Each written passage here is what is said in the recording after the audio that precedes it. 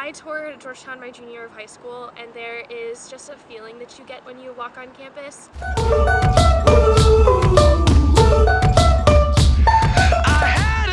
I don't think that you will find a harder working person than Sarah Margolis. I've worked with Res Life this year to try and bring charms to transfer students. Additionally, to reserve rooms in dorms, specifically apartments for upperclassmen who transfer to Georgetown. I've also been working with the admissions office to create an admitted transfer student day, which is actually going to happen this year on June 5th. She's been able to obtain so many new things for transfer students because that's been her area of focus. But I know for a fact that as soon as Sarah switches her view from just transfers to the entire Georgetown community, she's going to accomplish so much just by working with the same administrators she already has connections with to really get results. I will fist bump you though. What was that? The most rewarding work I've done in the Student Advocacy Office has been getting to know individual students who are going through issues that aren't necessarily reflective of anything they've done, but really more reflective of the fact that we've had neighbors write conduct policy for years now. I'm Sarah, and I'm running for GUSA President. And I'm Ryan, and I'm running for GUSA Vice President. Because we believe every student on the Hilltop deserves an advocate, and because we believe in Georgetown. This is gonna be the best day of my life. You go like, okay, this is what your fist bump was. It was, My it was. bumps. This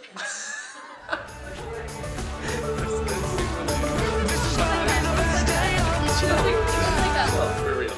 I don't trust you anymore.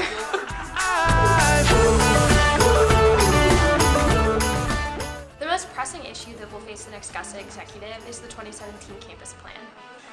So one of the things that Sarah and I are going to be pushing hard for is a green space agreement to make sure that every square foot of green space that administrators take to build a new building is replaced somewhere else on campus. An agreement from administrators that deferred maintenance projects are going to be completed before new building construction. That's so important. We have to make sure in the next campus plan that we don't move more students onto campus, because as it stands now, we're out of space, and we're at the point where we're talking literally about building buildings on top of more buildings. If you're tired of construction on campus, if you want the flexibility to live off campus, Ryan and I will fight for those rights for you.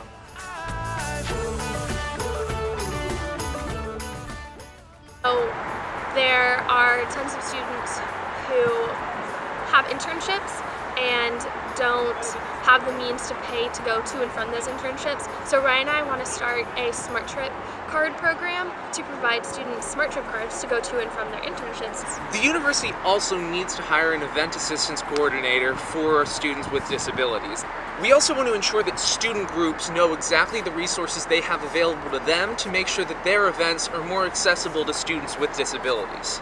Having worked with transfers, I've certainly seen how other groups of students on campus can also be marginalized by Georgetown, and we see them everywhere, and they're groups of students that you maybe don't think about immediately when you think about marginalized student groups. So you can think about students who are non-traditional, students who identify as LGBTQ, students of color, you name it. There's so many different communities, even like entrepreneurs on campus. There are tons of different students that are not given the resources to succeed here, and I've had a ton of fun giving transfer students those resources, and I hope to advocate on behalf of the entire student body to improve everyone's Georgetown experience. Ryan and I believe in funding reform. A huge priority for us is going to be modifying SAC funding rules so that they can recognize this subset of cultural groups who have different funding needs.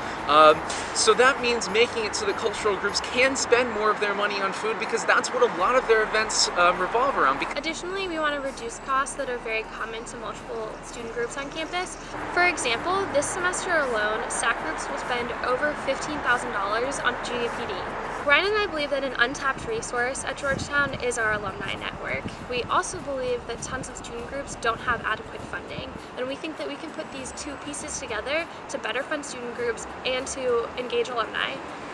we want to start a student activities capital campaign where we ask alumni to give to student groups that they were a part of or weren't a part of, and additionally give to a larger gift fund that GUSA can use to allocate to all students regardless of recognized or unrecognized student group status.